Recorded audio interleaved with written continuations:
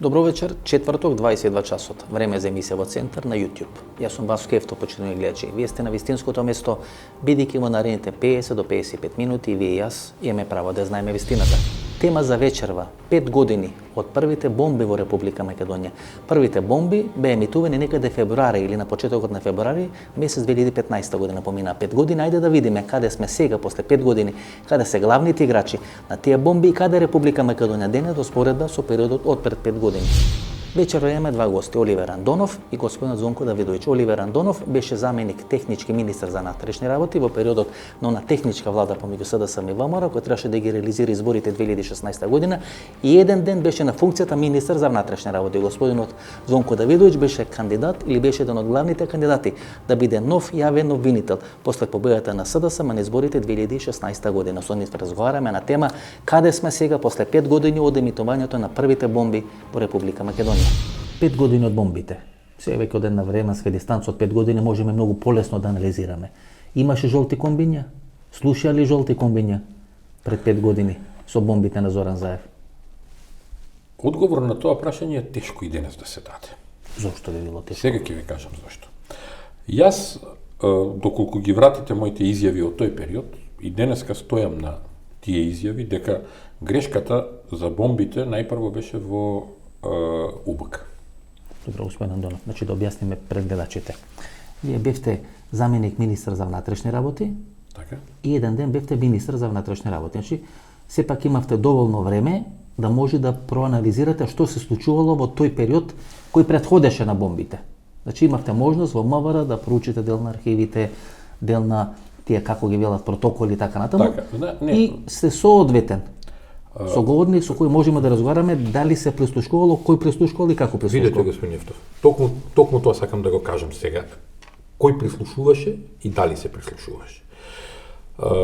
Неврзано за мојата функција во Министерството за внатрешни работи, јас како професор кој се занимава во областа на одбраната и безбедноста и кој правил и анализи на работата на разузнавачки служби, на работата на нашите служби, уште во првата моја изјава кога излегува во јавност бомбите, реков дека главниот пропуст е во УБК. Добро, тоа никој не го спори. Не може да нема пропуст УБК, а да има прислушкување. Така беше и 2000-2001 година, така беше и 2014-2015. Но, морам да кажам, за да можат гледачите да го разберат тоа, дека немаше одговорност за тие пропусти во УБК. Имаше ли жолти комбини? Ако можеше да се потврди одговорноста на лицата во УБК, но тука не зборувам за овие кои ги видовме во јавноста, туку за раководните структури на УБК, посебно во петата управа тогашна, која е задолжена како за следење на комуникации, така и за спречување на незаконско следење на комуникациите, дали тоа се случувало внатре, во УБК, или надвор од, како што вие велите, жолти комбиња, односно оној мајтап што го тераа луѓето со жолти комбиња. Не го тераа мајтап. Тоа Никола Груевски го изјави. Значи, на една од неговите пресконференции. Јас сакам да кажам, мајтап го теравме жолти комбиња кои прислушкувале надвор од зградата на Министерството за внатрешни работи. Јас малку ќе го релативизирам тоа. Дали се тоа жолти комбиња, дали се служби странски, дали се лица кои го правеле тоа. Но вие во основа не ми одговарате. Не ќе ви одговорам. Не, ама се не можеме да чекаме вие 2 сати да одговарате, треба да одговорите одма. Имаше жолти комбиња или немаше жолти комбиња? Не можам да кажам, затоа што не знам. Никој не можеше да потврди. Ги префарба пред да станете вие заменик министер. Па веројатно бели ги направи, да. Ги направиле бели, веројатно ги имат префарбано пред вие да станете. Така е, за да не ги видам. Васко, добро, службата која треба да работи на спречување на нелегално прислушување и следење на комуникации, не си ја вршеше својата работа. Дали во прашање биле жолти комбиња, дали во прашање биле бели комбиња, дали службата вршела гониометрирање да открие, никој никогаш тоа не можеше да го утврди. Од едноставна причина. И вие мислевте дека мафијата така лесно ќе се предади? Дека мафијата ќе дозволи на Катица Јанева или таква една структура на неспособни јавни обвинители да им застане на патот, да може да ги санкционира? Апсолутно не, почитувани гледачи. Многу покрупни играчи од Катица Јанева, многу покрупни играчи од таа нестреќа од Катица Јанева, специјално јавно обвинителство Боки 13, може да им застанат на патот на олигарсите. Олигарсите се организираа во Република Македонија, те се подготвени да направат све. Република Македонија да ја држат како село без куќиња. Република Македонија да биде во зависност од нив, од нивната политичка волја, од нивната бизнис волја, од нивните валкани пари. Мафијата во Република Македонија влага во една конечна пресметка со сите структури кои сакаат од Република Македонија да направат нормална држава. Кој ќе победи во таа битка, ќе покаже времето. Господине Давидовиќ, 13 февруари 2016 година, значи пред 4 години од денес кога емитува емисијата, Зонко Давидовиќ, Јанева и незиниот тим покажа темелност и храброст. Значи тоа сте кажале 4 години на 13 февруари 2016 година. Денес сме 13 февруари 2020 година. Се уште Јанева и незиниот тим покажале темелност и храброст? Не, апсолутно не. Да, ова е една од најверојатно моите објави тогаш.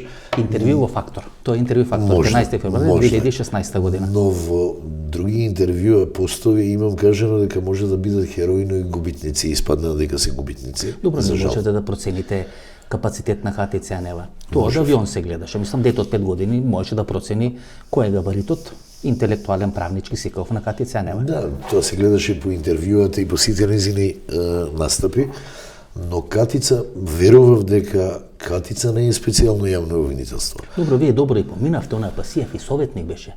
Тој па и по 500 евра му плаќа месечно, него по 500 евра му плаќа месечно. Па му требаше една година, дена, две да се сети, вие барем многу побрзо. Меѓу првите свативте за каков капацитет станува за Катица Јанева. Да, но имаше добар тим. Ја и ден денес тврдам дека таму има луѓе кои навистина ја знаат својата работа. Што се случи? Апсолутно не можам да шпекулирам, но претходно би ви кажал дека таму имаше многу добар тим, луѓе кои навистина знаат својата работа и се случи нешто што многу одамна обвинителството и ние правници сме го посакувале, но го немавме. Тоа беше истражен центар, кој беше предвиден со законот за кривична постапка, најзад се добија пари и се формираше тој центар и функционираше. Но да не ја шириме правнички. Јасно. Работа, но што ја се разбира многу во право, а ни публиката сака многу правни стручни емисии да гледа. Значи ќе дојме до Катица Јанева. Дали клучниот предмет таму е предметот империја? Не, мислам дека не е само империја. Клучниот предмет, ја мислам дека клучната работа е самиот избор на Катица. Некако се повеќе верувам дека она што 4 лидери на партија, вие мене ме прашавте дали сум можел да го проценам капацитетот. Ако они 4 не можеле да го проценат капацитетот, би било многу чудно. А еве да верували и во тимот како што сум верувал и јас. Али наедно специјалното јавно обвинителство го оставија на ветрометина и се случи една работа да почне сомневање во целокупното нивно работење. Да видиш, мислите дека има договор? Значи договор на 4 лидери да биде формирано обвинителството? Апсолутно. Тоа и стои. Под притисок на меѓународна заедница. Тој притисок на меѓународна заедница им пречи на сите лидери на 4 крупни политички партии и сега, например, имаме една абсурдна политичка ситуација.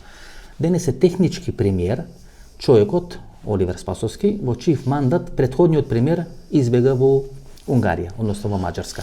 Претходниот премиер, за да избега во Унгарија или во Маđарска, требало да се договори со Зоран Заев, кој бил премиер пред Оливер Спасовски. А тој што избегал у Маđарска требало да даде согласност Мицкоски да стане лидер на ВМРО, значи можеби да биде нов премиер. Значи гледате како 4 потенцијални премиери, 3 кои се, еден кој може да стане, меѓу себе се договарале, се правеле и правеле одредени математики како да ја решаваат ситуацијата. Ова е она што вие го кажувате, ја не можам толку да шпекулирам затоа што па делот на политиката мене нема ни многу шпекулации. Не ме влече. Нема ни многу шпекулации. Неверојатно, но она што сигурно можем да го кажам дека специјалното јавно обвинителство не обстоја и дека ниту една од 4 политички партии не работеше на тоа да обстои. Него апсолутно се работеше со сите постапки, дали е здружено, дали е поединечно, дали е намерно или ненамерно, специјалното јавно обвинителство не можеше да функционира понатаму. Сите поранешни високи функционери на државната безбедност ги имат вработено своите сопруги или во некои од мокните амбасади во Република Македонија, или се на платни или хонорарни списоци на големите тајкуни или олигарси во Република Македонија, или нивните деца се вработени кај тие големи тајкуни или тие големи олигарси. Тоа е таа спрега која постои во Република Македонија. Тајкуните им плаќат на луѓето во државната безбедност, тие им ги дават информациите, со тие информации тајкуните може да водат политика, со такви информации водејќи политика може да креират политички разврски во Република Македонија, некои луѓе да ги носат на власт, некои луѓе да ги симнуваат во власт, и така влада 30 години во нашата држава. Шеф на службите беше Сашо Мјалков. И нема одговорност за тоа. Нема одговорност. Наследник на Сашо Мјалков на УБК е господинот Андоновски. Колку што јас можам да видам, синот на господинот Андоновски сега е советник за меѓународна политика на господинот Христијан Мицкоски. Поправете ме ако не е така. Не само што нема... Какво значение има синот на Андоновски сега со овој дел? Колку што... Не, говорам, вие барате одговорност, нели? Од луѓето што го водили УБК. Ако не се лажам... Во време на бомбите. Во време на бомбите или времето кој претходило на бомбите. Сам да кажам, не само што нема одговорност, туку тие луѓе се понатаму во игра. Се клучни чинители на политичките разврски во Република Македонија. Во конкретниот пример кој го давате за директорот кој дојде по Мјалков, за господинот Љупчо Андоновски, мислам дека не сте во право. Значи, мојот став е дека не сте во право, затоа што... Господинот Андоновски го наследува господинот Мјалков, да се појавува приватно или во службена должност на една од конференциите на реформаторите, мислам дека беше во домот на Арама. Да, имаше една таква слика излезе во јавноста. Син е член на Унијата на млади сили на ВМРО ДПМН. Во еден временски период работи во Американската амбасада волонтерски или со одреден договор за дело, не знам, и сега се представува дека е главен советник, ако не се лажам, на еден од порталите под контрола на ВМРО ДПМН, и имаше интервју како советник за меѓународна политика на Христијан Мицкоски. Значи тоа е тоа што јас сум го сгрешил, како што вие сакате да ми импутирате овде. Не, јас не зборувам за грешка на анализа на онаа што вие го кажувате кој на која позиција е, господин Естов. Не само што не се санкционирани, туку тоа е есенцијата на партијата и ден денес. Значи партијата владеела со бомбите, раководела со бомбите, уништени се 10 генерации со тие бомби, и се уште бомбите се и за ЗАЕВ, и за ВМРО. Ако ми дозволите, јас да одговорам. Значи вака, јас не можам да тврдам дека ВМРО ДПМН како политичка структура стои за тоа. Слушава ли ВМРО ДПМН? И едноставно не сакам да верувам дека во Македонија поедини политички партии, било која политичка партија, има тенденција да како политичка структура стои за нелегални прислушувања. Главниот проблем кој ние го имаме со бомбите е дека ние и денеска не можеме да докажеме кој и за чија цел прислушуваше. А знаете зошто? Затоа што, дозволете ми, ве молам, вие сега да не испадне дека интервјуто е повеќе ваш коментар. Затоа што онаа што до јавноста допре и до обвинителството што допре, ние не можевме како јавност, освен да кажеме 3 минути од 13 минути на некои бомби, да се огледаме. Јас сакам на нешто друго да се осврнам тука. Немам намера да анализирам овој момент дали есенцијата на политичките структури во Македонија е да прислушуваат и да ги следат граѓаните. Вие друг проблем има. Вие овде ќе се осврнувате на тоа што ќе ве прашам. Во други емисии ќе се осврнувате на тоа што ќе ве праша тамо. Во оваа емисија јас ви поставам прашање, вие ќе одговорите. Велите немаме индици дека политичките партии прислушкувале и нема никој да е санкциониран. Не, напротив, јас ќе ве вратам 15 години претходно, кога е големото во 2000-2001 година. Ама истите актери бе? Апсолутно истите актери. Да, но едниот дел на актерите, тој е Верушевски и компанија. Меѓутоа таму се аболицирани Цветков и Достадимовска. Аболицирани се од страна на тогашниот председател Борис Трајковски. Не само што е аболицирана Достадимовска, туку после тоа е назначена на функцијата директор на Агенцијата за разузнавање. Значи жената за која е спречен судски случај или судска постапка да се докаже дека прислушувала без судски налог и без налог на војната. Не знам. Видите, спречено е тоа со аболицијата нејзина, она подоцна ставена на Агенцијата за разузнавање. Не само што не е санкционирана, туку напредена. Тоа сакам да кажам. 2 пати Зоран Верушевски ни се јава нас во случаите со бомбите, 2 пати се јава во време кога ВМРО да помане на власт.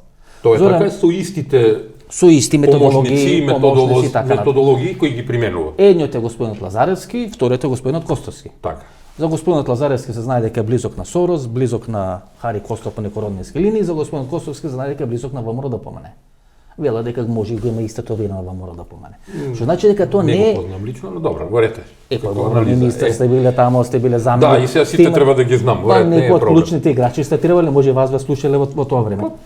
Небитно. Тоа значи дека таа структура е направена не на класична партиска основа, туку на некаква сосема поинаква основа. Може ли од друга страна да тргнеме во анализата? Дали дознавте во тој период кога сте во Министерството кој е агентот Силвер? Не. Не ве интересираше кој е агентот А Силвер? мене може би ме интересирало, али не сум имал можност да дознам. Не знаете кој е агентот Силвер? Кои се работниците на агентот Силвер? Не знам. Не сум навлегувал во работата на УБК тогаш. Не сте. Да, сосема беше друга задачата и уврската која ја имав таму. Нема време да се занимавам со работата на УБК. Значи доаѓате во техничка влада или во влада која доаѓа после бомбите и вие не сте заинтересирани да дознаете што се случувало во време на бомбите.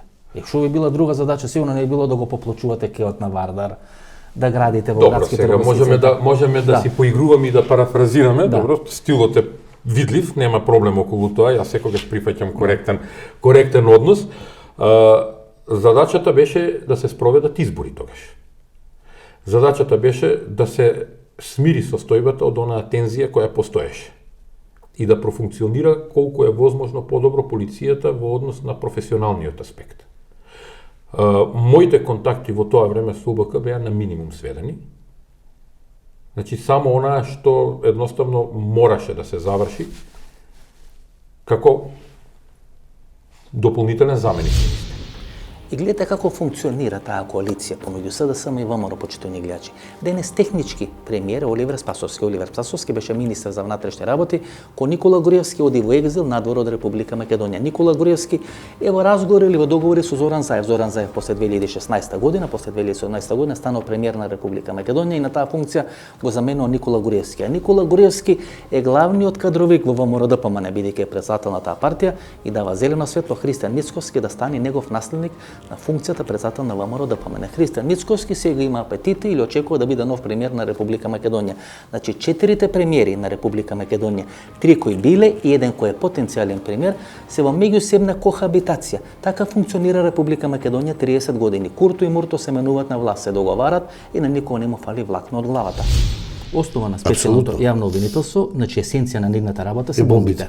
Така е. Значи недозволено снимените телефонски разговори. Така е. Имаме две ситуации. Едната ситуација е 2001 година, кога е големот увод, тогаш е заменик јавен обвинител Марко Зврлевски, втората е 2015 година, 2014-2015 година, тогаш е Марко Зврлевски јавен обвинител. Значи во двата случаи се јавува името на Марко Зврлевски. Многу мина велат, еве да речеме шпекулира да не мора законски да одговараме, дека Марко Зврлевски гарантира за Кати Ценева. Гледаме ние сега зашто тој всушност гарантирал. Значи тие имаат проценато Кати Ценева, направено психолошки профил, знаеле што може да очекуваат од Кати Ценева и требало само да чекаат време Кати Ценева да го оствари тоа што очекува од неа. Да го урниса моделот на СЈО, на специјалното обвинителство, на истрагите, на бомбите, така натаму и така. Така да ве разбирам. Да не е чиста работата, да не се потрудила државата и политичките партии кои гарантираат за формирање не се потрудија. Да обстои специјалното јавно обвинителство, на крај испадна дека никому не одговара воопшто да постои. Првото разочарување беше кога веќе изминуваше рокот за потикање на обвинение. Вие со толку материјал, со таков истражен центар, да поднесете од 22 на обвиненија на толку работа и на толку прислушкувани материјали и да тврдите дека тоа е целокупниот материјал кој вие можете да го искористите и дека представува основ за кривична одговорност за определени луѓе, е просто смешно. Тоа беше првото разочарување. На таква логистика. Апсолутно. На таква подршка. Апсолутно. На таква пара. И меѓународна и домашна. Меѓународна и секаква друга. Така е. Тие требаше да растурат ова. Резултатите беа разочарувачки. Да растурат ова. Не се случи тоа. Самиот почеток. Зошто меѓународната заедница не притискаше повеќе? А не знам, тоа Значи, тоа не можам да тоа е клучното прашање, знаете. Тоа не можам да ви одговорам, апсолутно се согласувам дека бидејќи знаете, никој не бил формиран со таква подршка како орган, со таква подршка на меѓународна заедница. Дури во еден временски период, освен премиерот, можеби председателот на државата, министерот за внатрешни работи, Кати Ценева беше меѓу 4-5 најмокни играчи во Република Македонија. Ја сето тоа го Цела разбирам. логистика. Мене секогаш ми пречи една работа и многу пати тоа сум го кажал. Ние секогаш као да очекуваме некој од надвор да ни помогне или да ни подари или да ни падне од небо. Па ја чекаме постојано меѓународната заедница. Ако не ни се потрудивме сами нашата своја собствена држава да ја уредиме. Не се потрудивме нашите криминалци овде да ги казниме и да ги изведеме пред лицето на правдата. Не, сега има друга теза. Значи, ние 27-8 години велевме дека олигарсите ја приватизираа Македонија, направија нечесна приватизација, на нечесен начин спечалија капитал, натрупа огромен капитал и сите лостови на државата, судство, медиуми, обвинителство и така натаму, полиција, ги имат во своји раци и на тој начин влијаат врз политичките партии. Бидејќи влијаат врз политичките партии, може да влијаат врз водењето на владината или на државната политика. Сега ДГАУ новинарите ја менуваат тезата, велат, случајот империја. Всушност не постои, тој е случај за олигархијата во Република Македонија. Имаше империја, требаше да има империја 2. За кршење на санкции кон Русија не се направи тој случај. Требаше да биде во времето на Джез Бейли, не се реализираше тој случај или не е отворена постапка за тој случај олигархија 2. Велат, случајот олигархија кај што натацна и случајот банки кај што натацна се ставени сите олигарси во Република Македонија, де факто не постои, дека е измислен тој случај за да можат Катица Јанева и Боки 13 да ги рекетират олигарсите. Свино. Зар не ви е смешно? Ама не, тоа не е смешно. смешно. Значи, мислам дека не може никако прашање да се постави. Видите, тоа ДГАУ новинарите го пишуваат сега во своји колумни. Нели ние слушнавме Орце Камчев како вели, ДГАУ ќе пукаат бомби од Софија. Нели и сите тие го се смеам од една проста причина што секојаш овде во Република Македонија навивачки односот како да постојат два тима, една и друга политичка партија и онда имате прекројување, спинување и замајување на јавноста. Ние се треба да бидеме некои работи се очигледни. Без оглед на симпатии, без оглед на политичка припадност или не знам членство во некоја партија. Луѓето би требало да почнат да размислуваат со своја глава. Работите се многу очигледни.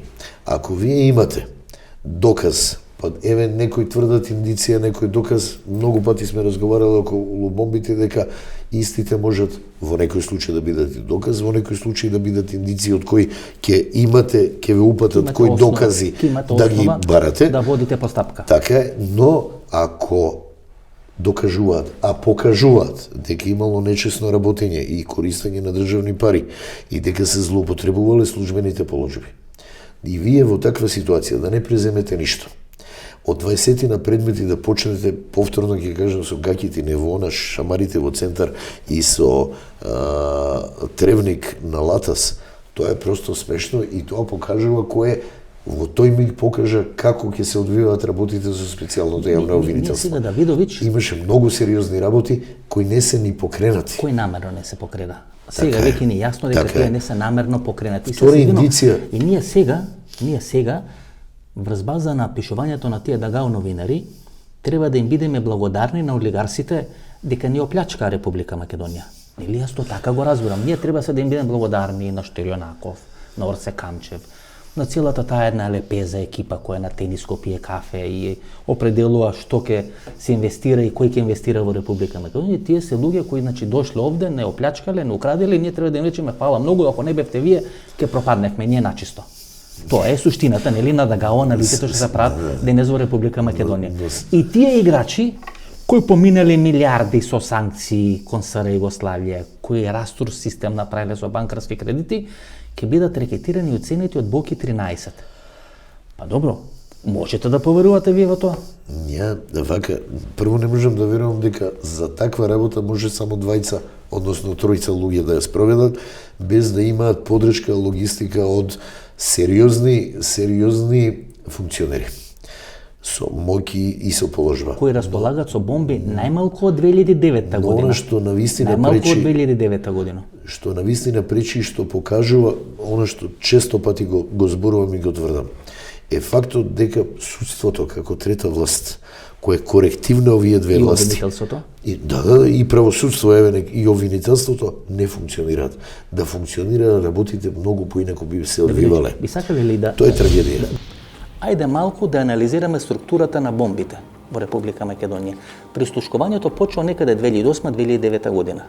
јавна тајна дека ВМРО ДПМН не прислушкувало, кој што прислушкувало и 2001, односно 2000 година, како што и СДСМ прислушкува кога е на власт во Република Македонија. Проблемот е што едните се фатени, а другите не се фатени. 30 години, најмалку 30 години во Република Македонија незаконски се прислушкува. Ако се прислушкува 2008-2009 година, и ако се прислушкуваат една маса на луѓе, повеќе од 10 или 15 или луѓе биле прислушкувани, во ВМРО ДПМН е направена одредена екипа која брои 20 до 25 члена, која на дневна основа ги анализира тие прислушкувани разговори или прислушкувани разговори на личности кои им се интересни. Врз база на тоа прислушување, на тие прислушувани разговори, тие прават одредени извештаи. Тие извештаи ги стават на располагање на луѓето кои водат партијата. Врз база на тие извештаи, тие луѓе може да владеат со Република Македонија. Велам, 10 генерации се елиминирани и во ВМРО ДПМН и во СДСМ врз база на тие прислушкувани разговори. Зошто? Бидејќи секој што имал лидерски потенцијал, кој се покажал во тие прислушкувани разговори, бил елиминиран или во ВМРО ДПМН или во СДСМ. На тој начин Македонија е унакажена. 10 генерации не постојат, почитувани гледачи. Тие 10 генерации се изедени од скакулците.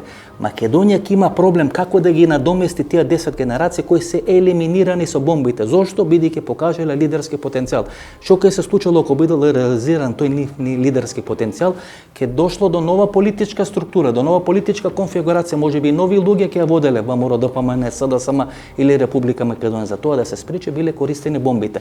Тоа е есенцијата на бомбите. Тоа всушност се случи изминатите 10-15 години. Добро, господин Андонов, од сегашна временска дистанца. Која е есенцијата на бомбите?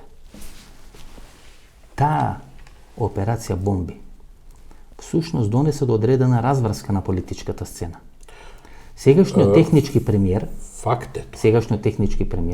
беше министер за внатрешни работи во тој период. Односно во периодот на техничката влада. Во два наврата. Така. Тоа значи дека бомбите донесе одредена политичка разврска. Врз база на бомбите имаше шарени револуции, Факт е дека бомбите имаа политичко влијание. И тоа им беше целта, да остварат политичко влијание за промена на власта. И тука не знам што не е јасно. Мене повеќе ме загрижува нешто друго.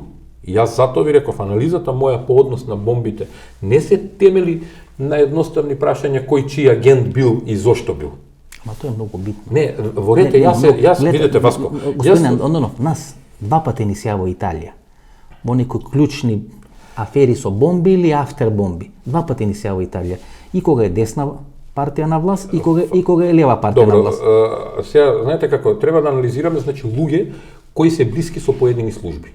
Факт е дека господин Верушевски во еден период беше во Италија на работа, така? Кога е ВМРО ДПМН на власт, тогаш е лева влада во Италија, Ренци, Могерини и така натаму, и има одредени сомневања, сомнежи, инсинуации упатени кон страна дека Италија учествува. Сега кога аферата Рекет, која е автор партија на бомбите, според мене, бидејќи бомбите се есенцијата на се оно што се случува во Македонија и големото уво. Тоа е точно. Тоа се истите едни играчи. Тоа се согласувам дека бомбите се есенција на се што се случува во Македонија. И токму тука се темели мојата анализа како И сега со Рекет повторно Италија ни се јава. Ме сваќате што сакам да ви кажам. Јас ве разбирам што сакате. Значи цело време нас се јавате нисти играчи, само во различни дресови.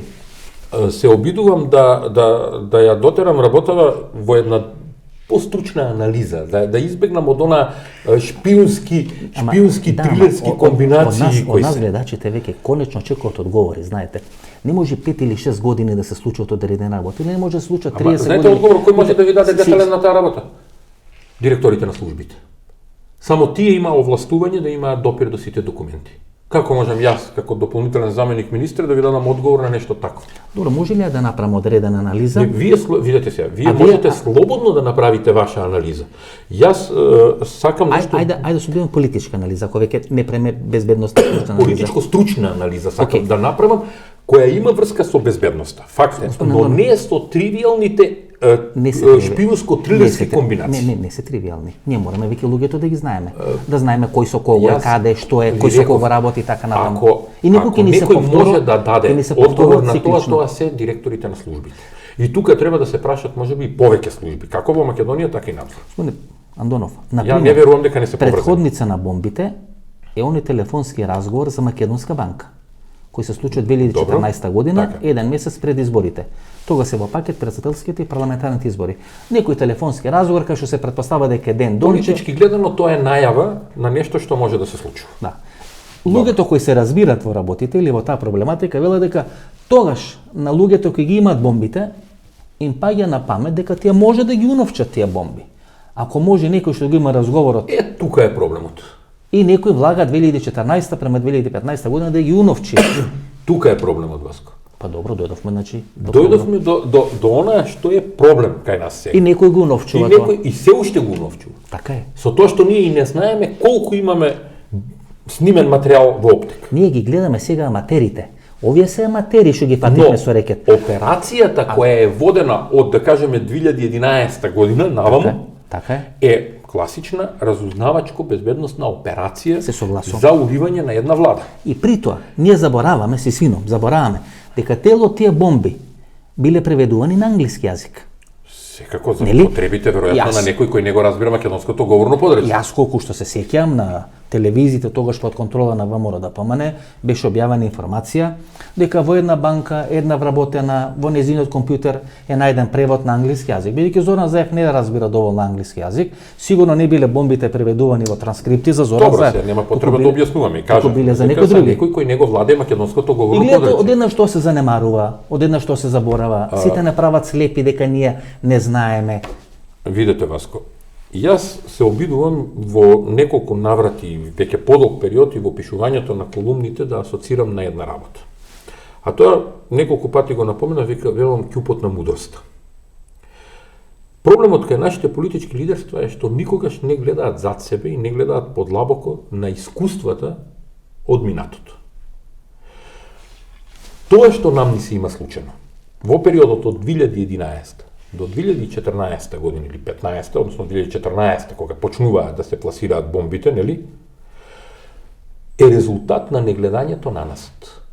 На неземањето искуство од конкретна работа на службите, како треба да работат на заштита на државата. И доаѓаме до оној момент кој ја велам, никој не одговараше од службата, од УБК на прво место која е задолжена за контраразузнавање и заштита, за тоа што ни се случи. И тоа е првиот дел. И нема ни да одговарат. Веројатно, затоа што Да не бидеме од тоа наивни. наведува сега Да не аналогијата која вие да не ја бидеме кажувате, наивни. наведува дека тие луѓе тогаш значи соработувале со тој кој ја Апсолутно. спроведувал целата разузнавачко-безбедносна политичка операција на Господин територија на Македонија. Јас сакам да кажам дека не постои сериозна политичка партија во Република Македонија која не е замешана во тоа.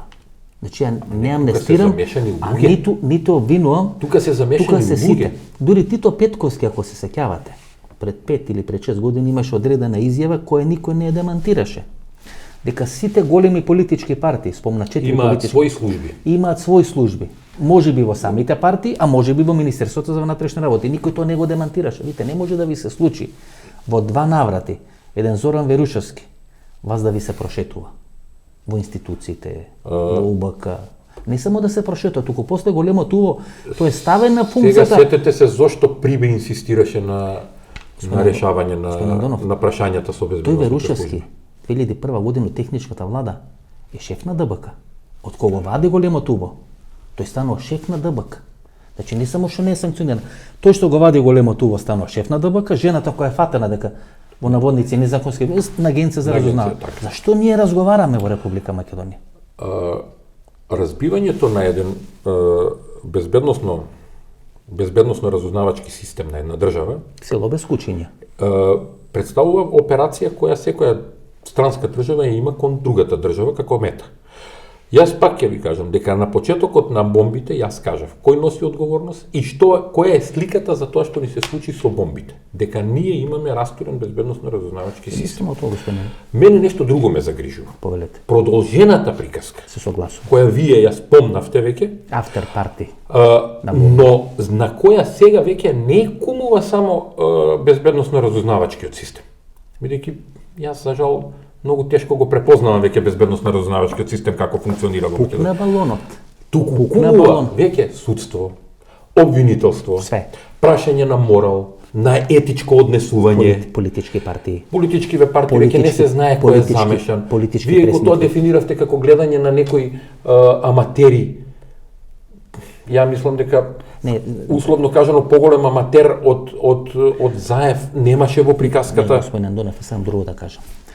Дека имало уцени и рекет со бомбите и пред она несреќа од Катица Јанева И пред она Ама несреќа од тој Блок ќе 14. продолжи. Тоа ми беше тенденцијата да ви го кажам. Тоа сега. беше и претходно, значи можеме ние За да жал, замислиме. не знаејќи што све има Господин Донов, и колкав е обемот на тој материјал, ние ќе доживуваме уште удари. Треба решение за тоа. Замислите ако овие несреќи аматери земале по 2-3 милиони, 7-8 милиони евра. Колку овие професионалци што ги имале бомбите, рекетирале во изминатите 20 години. Знаете како, местеле политички раководства, сменувале политички. повеќе е тоа. Второто Сваќате, што го мислам- кажувате, отколку ова првото дека рекетирале. Не знаеме, ние може Мислам, рекет... сега, тоа е моја предпоставка.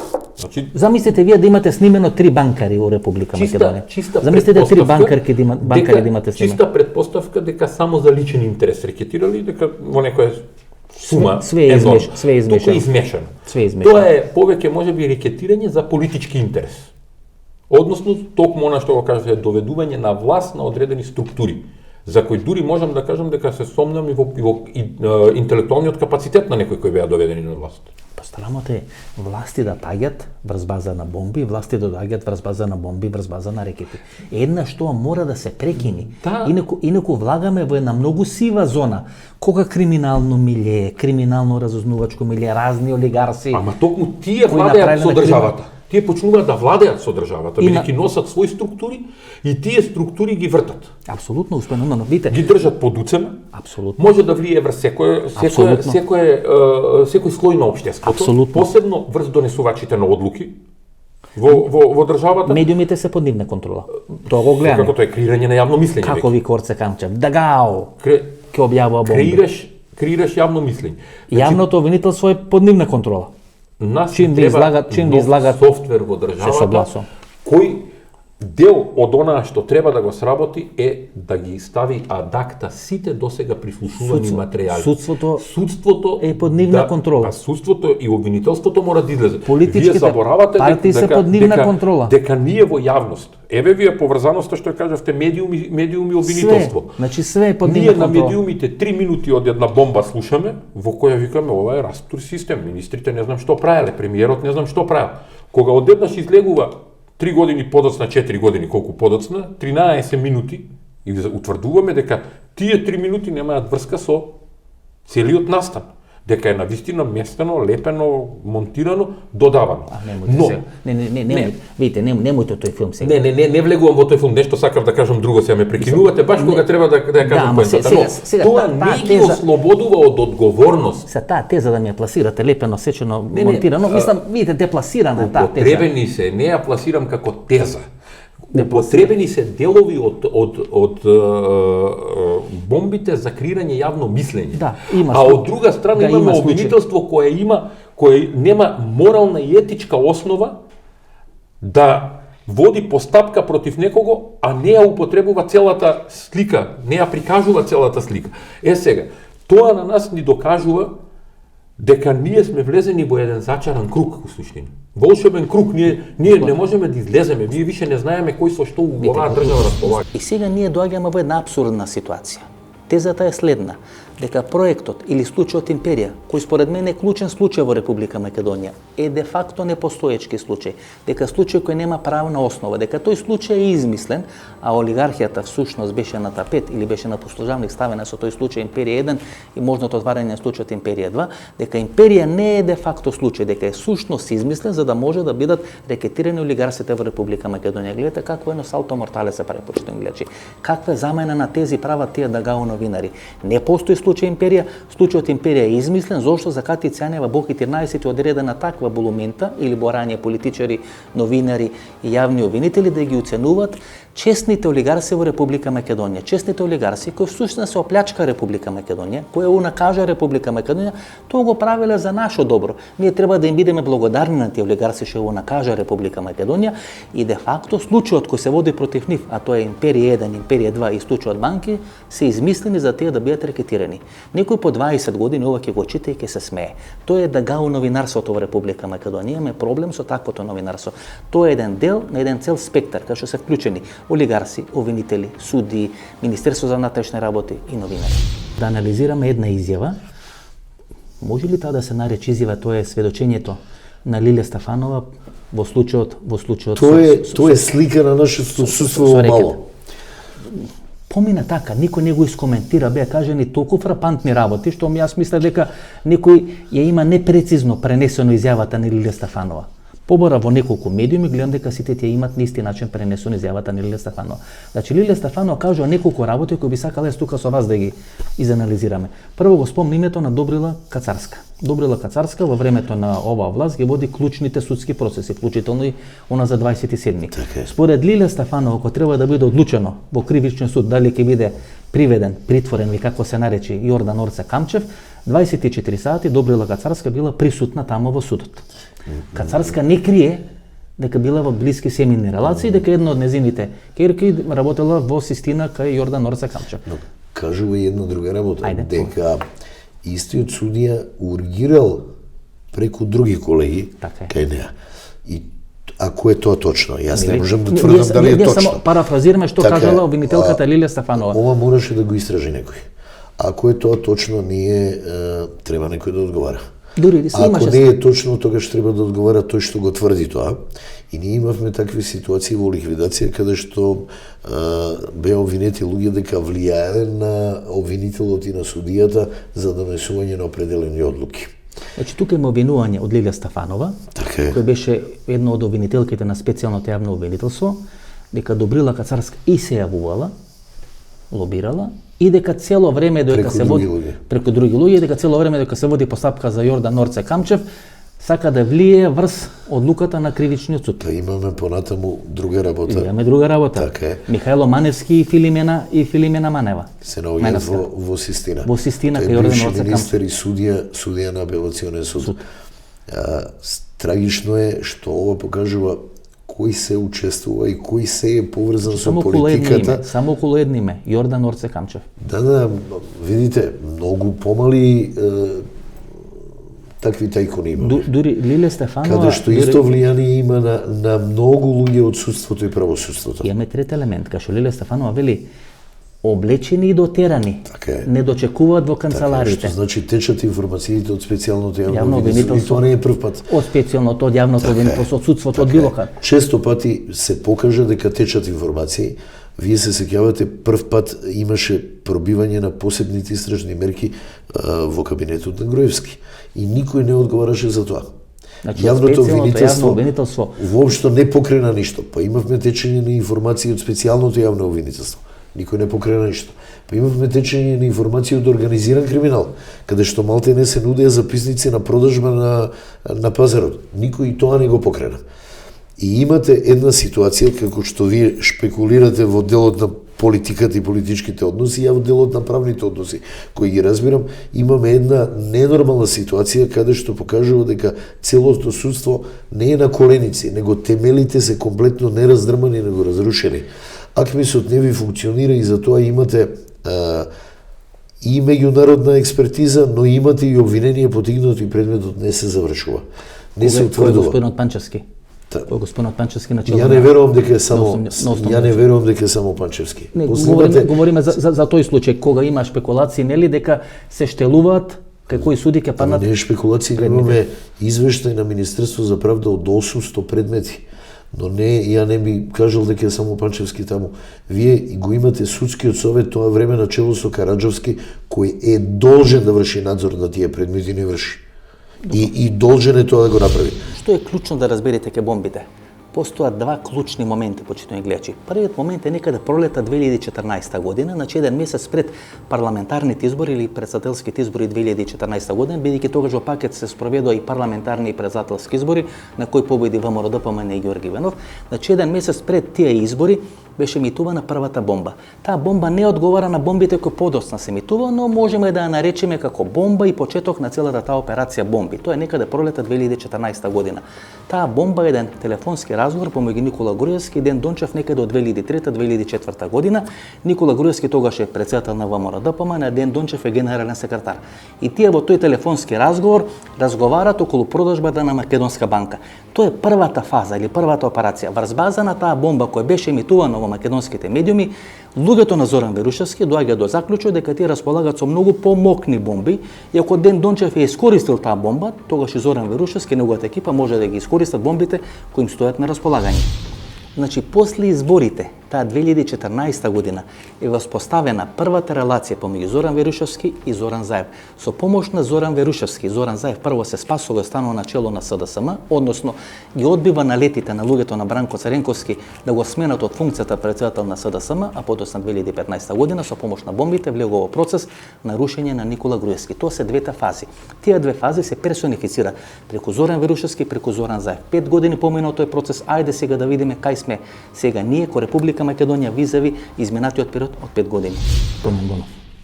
Тоа што ние можеме или не мора да го констатираме тоа, дека во време на ВМРО се прислушкувало, а во време на ВМРО дел од тие прислушкувани разговори се прислушкувани од други структури.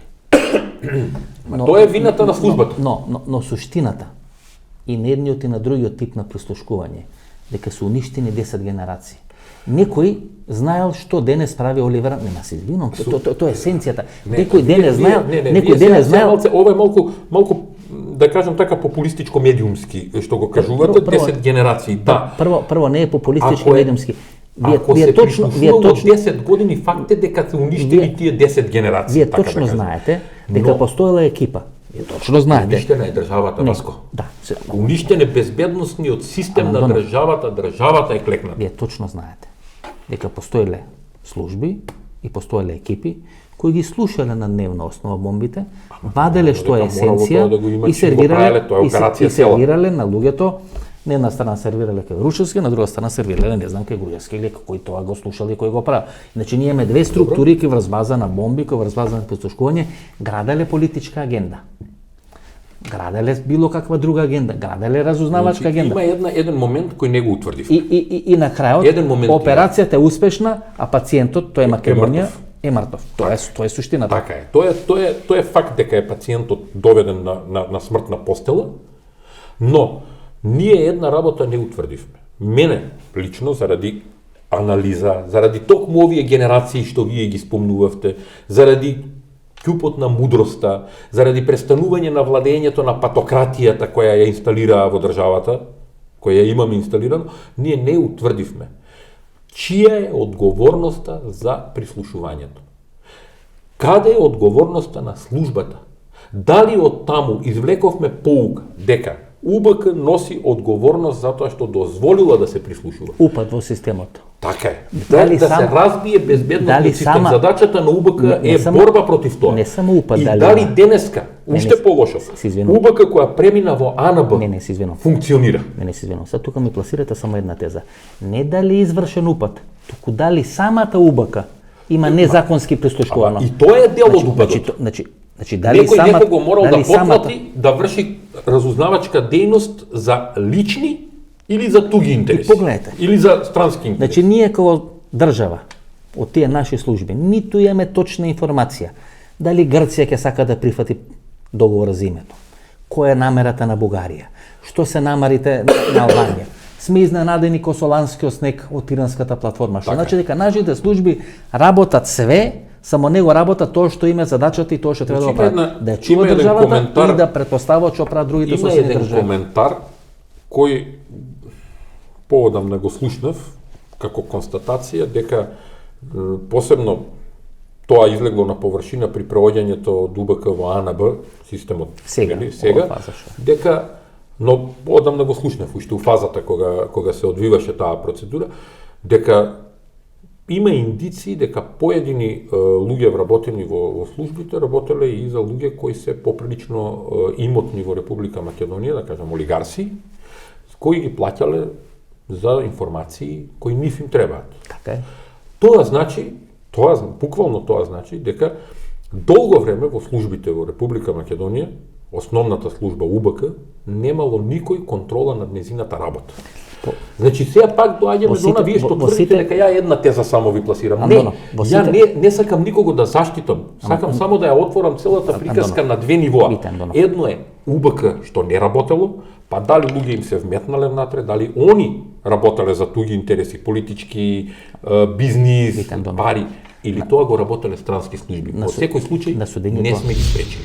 И ајде да анализираме уште една пикантност. Може би е точна, може би не е точна. Меѓутоа никој досега нема демантирано. Сум разговарал со стотици луѓе и сите горе-доле ги потврдат тие мои тези. Сега за прв пат ќе презентирам мои анализи што се случи околу тоа прислушкување. Значи ВМРО-ДПМН не слуша 10-15 илјади луѓе и тоа никој не го спори. Значи постои една процедура или една постапка на незаконско прислушкување во Република Македонија. Меѓутоа, одредена структура прави упат во тоа прислушкување на ВМРО-ДПМН. Дали е тоа Зоран Верушевски, дали е тоа господинот Лазаревски, дали се одредени структури кои стојат за нив, меѓутоа, на таа бројка 10-15 илјади луѓе кои се прислушкуваат во Република Македонија од страна на ВМРО-ДПМН, се додаваат уште десетина нови телефони. Може би тоа се прави со помош на господинот Звонко Костовски, може би се прави со помош на одредена друга структура. Меѓутоа, настрана од тие 10 до 15 илјади телефонски разговори кои ВМРО-ДПМН ги прислушкува, почнува да се прислушкуваат телефоните на Сашо Мијалков, на Владко Мијалков, на Никола Груевски, на целата екипа на Никола Груевски. Тоа се бомбите кои подоцна се презентираат во Република Македонија. Значи, повторувам, постојат две постапки. Едната постапка е на прислушкување од страна на ВМРО-ДПМН, тоа се 10 до 15 илјади телефонски разговори, и втората постапка е упадот кој е направен во тоа прислушкување на ВМРО-ДПМН. Со тој направен упад почна да се слуша Никола Груевски, Сашо Мијалков и неговата екипа. Врз база на тој упад подоцна се објават бомбите во Република Македонија. Врз база на тие бомби Никола Груевски симнат од власт на изборите 2016 година. На судењето за рекет Лиле Стефанова кажа неколку работи кои стана не искоментирани во јавноста. Случајот Наташа Савова, прв соработник на Бранко Царенковски, десна рака на Јордан Камчев. Никој тоа не го искоментира. Со сите линкови на Наташа Савова. Писменца, не писменца, да, го демантираше тоа Наташа Савова. Вториот елемент, начинот на кој Кацарска, судиката, била во системот на ОРЦ Камчев. Значи луѓе од на влијание убак и така. Гледате, самото сведочење на Лиле Стефанова нас не отвори толку работи што ние не ги искоментиравме. Помина така. Ама намерно се тоа направи. Знаете, тоа е веќе Васко, не може експертската, стручната јавност, професорската фела која се занимава со овој дел да дојде до израз да може да ги анализира тие работи и да ги сервира во јавноста. Знаеш што ни беше сервирано во јавноста? Мачето? Брендовите на Боки 13? Тоа ни беше сервирано во јавноста? Забава за народ. Излезе Лиле Стефанова и рече Наташа Савова ми се закани во името на Сашо Мијалков. Не е искоментирано. Излезе Лиле Стефанова и рече Наташа Савова ми достави писменце испратено на латиница од Орце Камчев. Не е искоментирано. Така? Никој не го коментираше. Никој не го коментираше тоа. Ама зошто ви кажав предно? Излегува на површина поврзаности на луѓе кои се со поприлично економска моќ да влијаат на работа на УБК. Излезе Лиле Стефанова и рече дека Добрила Кацарска цела вечер седела или преспала во кривичниот суд, кој требало да се одлучува дали ќе му се земи пасошот или ќе се притвори Јордан Орце Камчев. Така. Има луѓе ова држава кои се помокни од обвинителство, од судство, од држава, од власт, од све. Така е. И тие се 30 години. За жал. Инкорпорирани во системот. За жал, тие не се сами во приказката. И јас сум убеден дека зад нив стојат и некои други служби, можеби. Така е. И не дека само служби. Зад нив стојат служби внатре во Македонија, дека се инкорпорирани, односно дека се со влијание во политички структури. Апсолутно. А тоа влијае на носење на закони, на све. Тоа влијае на работа на државата и кога кажав на оваа држава и треба не ресетирање, нов софтвер. На вистина и треба нов софтвер. Со законот за јавното обвинителство или тоа што сега се договара, се преговара, треба да биде изгласано во Македонското собрание, де факто се обидува целата операција да се врати во своите маргини, да се врати во првобитната ситуација. Ако било прислушкувано во Република Македонија, ако тие бомби се разлеале низ Република Македонија и широко низ регионот, сега целата таа постапка треба да се врати во институциите на системот. Тоа е суштината на новиот закон за јавно обвинителство или ново специјално јавно обвинителство. Де факто прислушкувањето да се врати во маргините. Ако некои странски сили, странски држави, жолти комбини или било што друго, снимали или дозволувале да биде снимано во Република Македонија, сега истите тие структури сакат целата постапка да ја вратат. Да ја вратат тамо кај што има почнато. Да се прекини со бомбите како начин на политичко делување, на политичко оценување, на политички пресметки и на политички договарања. Бидејќи денес секој го слуша во Република Македонија. Сите се слушани, сите се оценувани. Тоа мора еден ден да биде прекинато.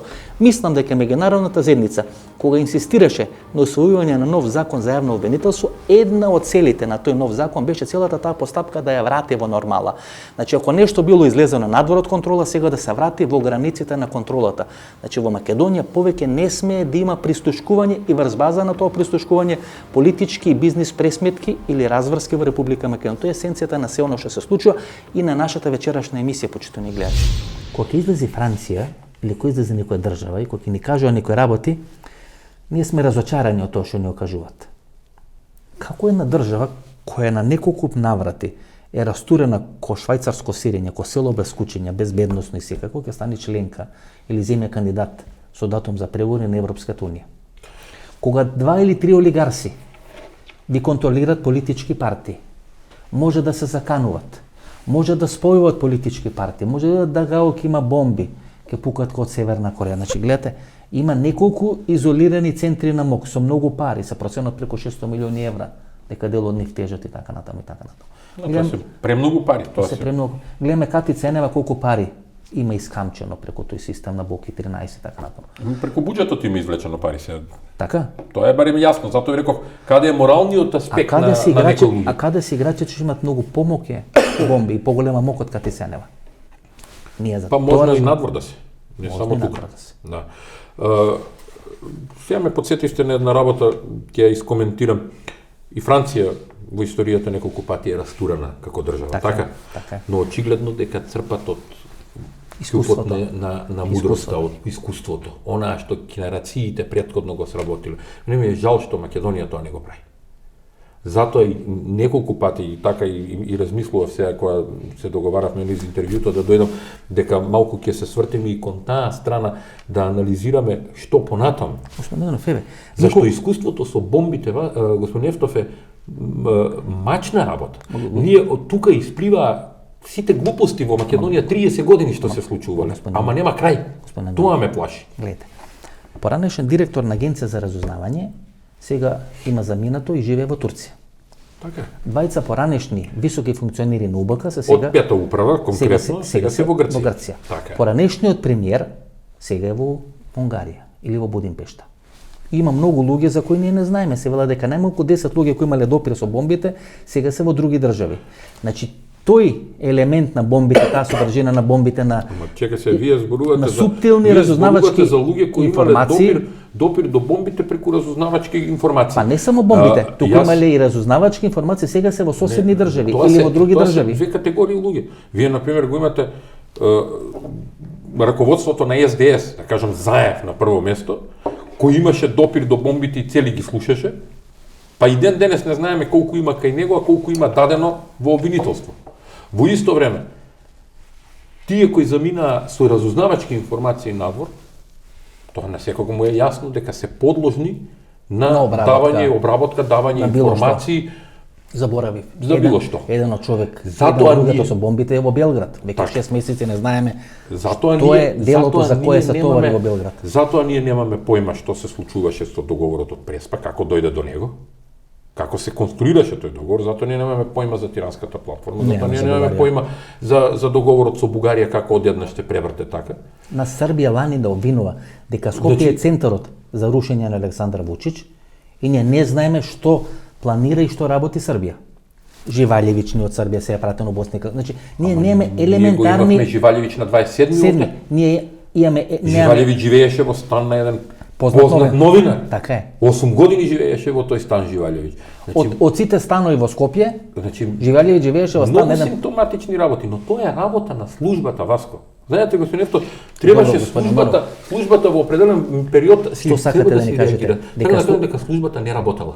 И не работи уште. И се уште не работи. Барем моето Тоа чувство значи е дека така. ние сме необезбедени Затоа што ние по се сите уште не основи можеме, на разузнавачки ние се безбедносен уште- план. Така е. Ние сме мета. Дури не можеме да се спротиставиме ни да ги предвидиме следните чекори кои може да бидат. На соседите. На соседите, не спорам ја за регионална геополитика, само за наша внатрешна да се заштити. И госпоѓата Доста Димовски, господинот Александар Цветков, кои беа главни актери во таа операција или во таа афера Големо Туво од 2001 година, која растресе владата на ВМРО ДПМН, негира дека прислушкува во операцијата Големо Туво.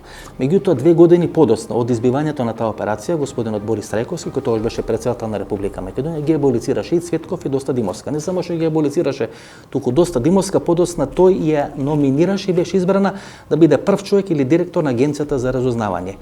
Зоран Верушевски, кој беше еден од главните актери на таа операција Големо Туво, во таа широка влада помеѓу СДСМ и ВМРО во текот на војната 2001 година, не само што не беше санкциониран, туку беше избран на функцијата прв човек на државната безбедност во Република Македонија.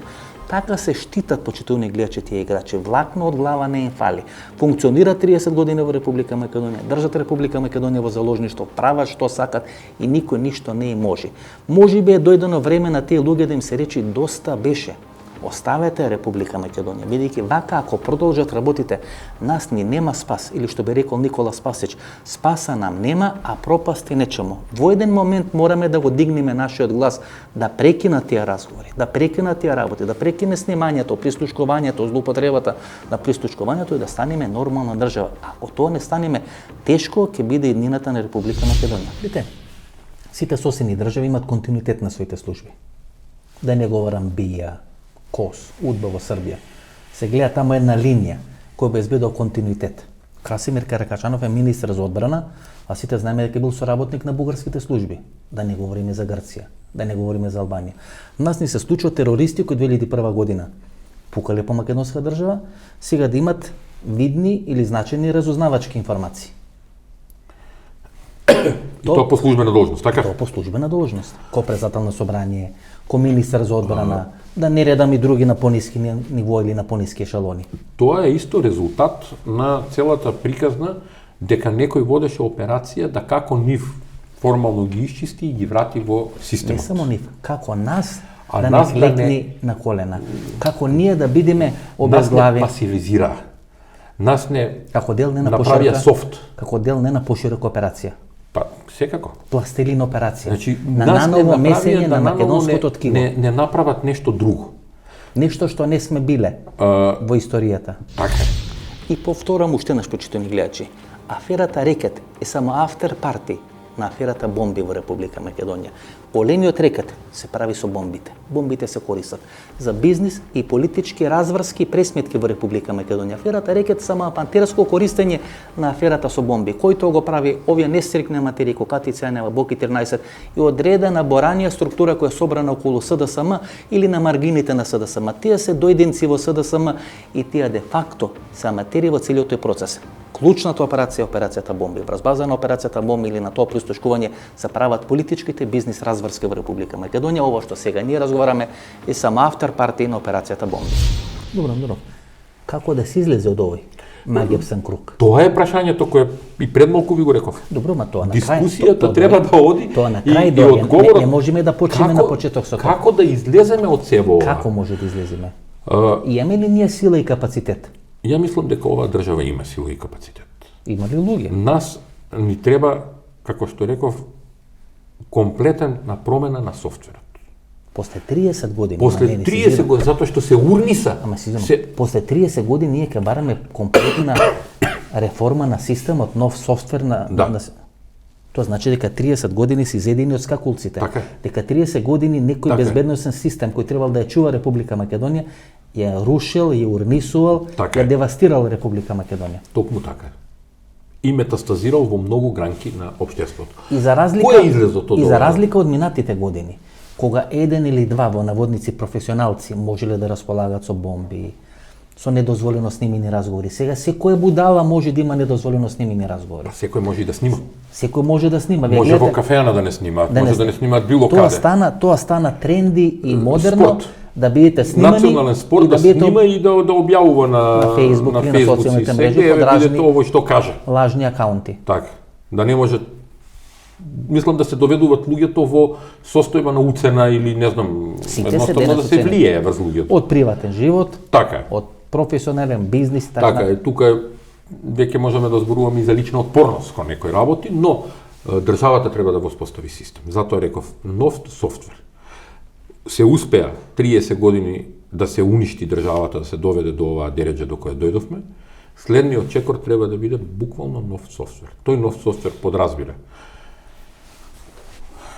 промена, тотална промена во судството. Тотална промена во обвинителството и во полицијата. Зашто се тоа трите органи кои може да се борат против корупцијата и против нелегалното стекнување на енормни богатства и злоупотреба на состојбата во државата. Да се врати вербата на народот. Да се врати сигурноста на луѓето кои мислат дека оваа држава треба да се напушти зашто не си сигурни. Ова беше емисијата во Центар, јас сум Васко Ефтов, почитувани гледачи. Ние се гледаме за 3 дена, во недела во 22 часот. До недела во 22 часот. Пријатно вечер Македонијо, каде и да си.